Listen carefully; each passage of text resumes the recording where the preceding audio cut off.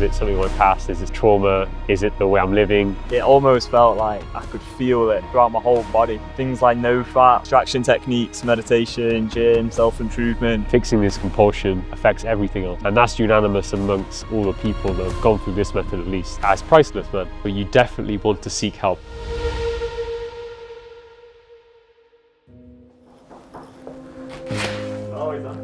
Yes, guys, how's it going? There we go, mate. You alright? Yes, man. 6 months, man. Yeah, 6 months pretty much of working.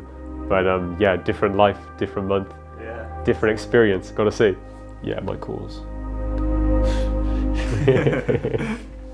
No, I mean, 100%. I mean, so when it comes, if we just like talking about streaks here, I think the furthest I've ever got was 23 days. And that was, I think, maybe 2018. So it's quite a time ago, but that's like my memory of like, yes, I got a streak then.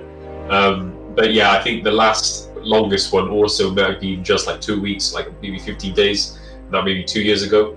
That's what I can remember. Let's say even if we were to like, do the practice, the stuff that we're gonna do as me as a beginner in this course, learning all the stuff, and I was to get to like 30 days, that would be mind blowing. Like my life would change. And this is oh my god, bro! I'm freaking different. I'm super different. What do you think is the biggest difference between you there and you now? A lot of weight on my face on that one. Look at that freaking hell. Right in that picture, I'd say that I'm still second guessing myself. I'm still in that moment of thinking I'm not sure about things. I've still got a lot of self-doubt. I've still got this sort of conflict that I'm fighting with mentally, convoluted choices, all that in that picture for sure. That's crazy that I don't have it right now. Obviously we're looking back at a clip, but yeah, it is pretty nuts.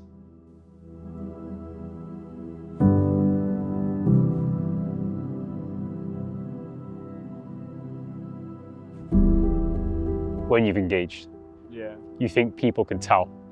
And people like say, looking at someone, and then it's like you feel like they can see through you somehow. dude, trust me. Feelings of shame that come up.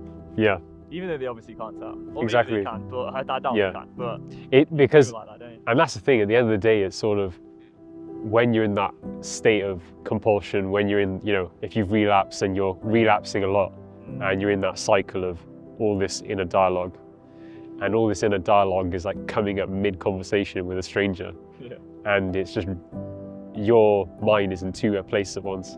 True. Yeah, freaking sucks. And yeah, it's a good way of putting it. And yeah, like, how have relationships changed for you? That's it. That's not having that feeling, not being present for conversations, and just showing like an authentic version of myself, which is weird to say because you think it's there the whole time, but you're just not allowing it for whatever reason.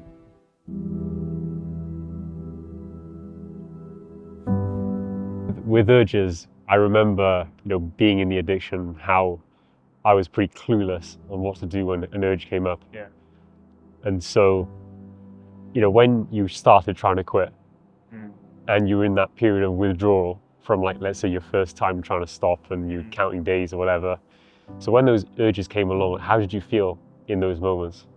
Man, I remember some of the first times I was experiencing the compulsive desire.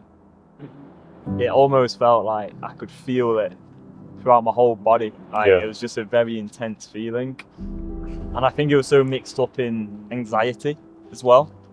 It's probably like overwhelmed and stressed, and it felt like I was gonna get out of control because I had got out of control hundreds of times prior to having the scripts. But then through the repetition of thinking through the choice over and over and over and over, those desires became less and less scary over time. How was your experience, Pete? Yeah, and just to follow up on that, I remember feeling that every time an urge came along, whether I was doing NoFap or whether I was in these other paid programs that I was in my life, that when an urge came up, it was like a panic mode, sort of like a danger sort of signal, like a natural sort of, okay, there's a bear around the corner kind of thing. There's a serious threat. And that's how I genuinely felt, because I'd spent so much energy and effort and emotional energy trying to stop this behaviour. It came to a point where I was in university and I decided, well, I don't want this behavior in my life anymore. It's not congruent with how I want to live.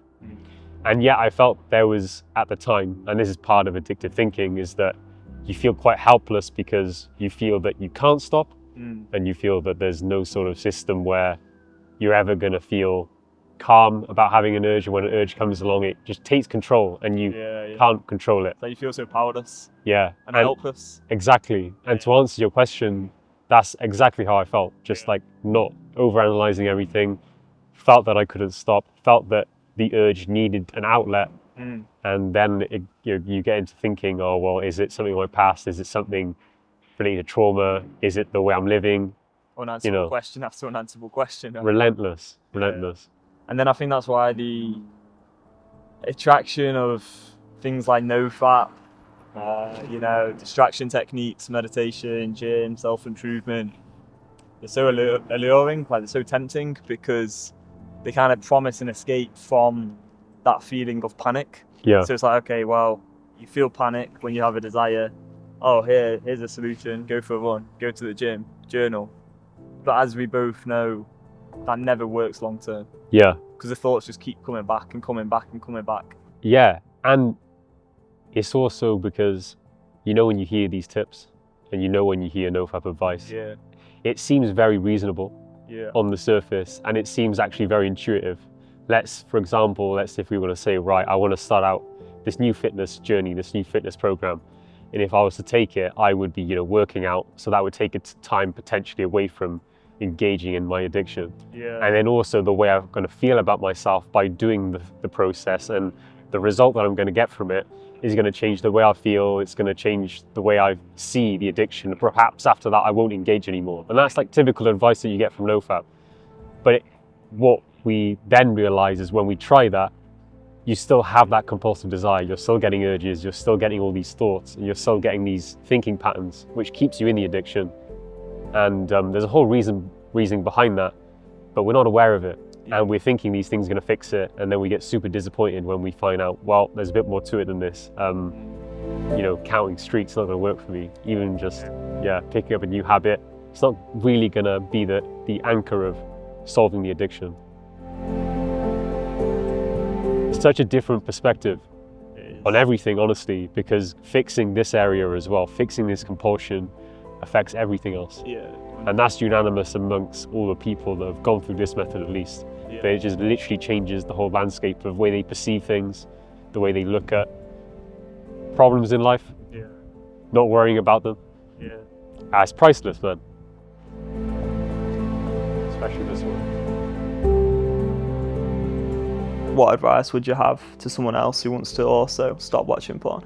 Yeah, so you definitely want to seek help. I think that's the smartest thing that someone can do. Like, a lot of us, we have tried and failed, and don't get me wrong, I'm not saying it's impossible. After being on this process and knowing that I finally had something to stop pornography addiction, compulsive pornography use, that is something that if you told me a year ago, I would have been very skeptical about it. The smartest thing you can do is get help to get past this chapter in your life. Now, when looking for that help, it's very important that you're able to ask a lot of questions to people offering this help, right? And typically what happens is, we've got a load of people on YouTube offering coaching. We've got a lot of people offering help anywhere, really, as when it pertains to porn addiction. And I think one of the main things that you want to try and ascertain is, does this person, when they're presenting their information about their perhaps product or their course or their recovery program, is this person articulating? Are they articulating well the first person experience of a person trying to overcome the addiction? Do they understand how it feels to be in the addiction? Not just the neuroscience of how delta phosphate and dopamine will affect the cycle when you engage and how all that works. I feel that would be, at this point, supplemental knowledge. It's so important to recognize that being in the first person, dealing with the addiction, dealing with the experiences of an addiction is very different to understanding the neurobiology, the neurochemistry, everything happening in the brain And it's important that you get the navigation of the addiction part right rather than the theory. And that's an important thing that took me a long time to realize. It took me going through, years of NoFap to realize it. It took me going through 2 other paid programs to realize it. And I'd say that's a critical lesson. So for anyone considering getting help, which is the smartest option, definitely take all the time that you need to ask questions to anyone offering the service. Definitely find out if they're the right fit for you. Definitely ascertain if they have a good understanding of the problem, what it means to be in the addiction, and how to navigate the challenges that come up.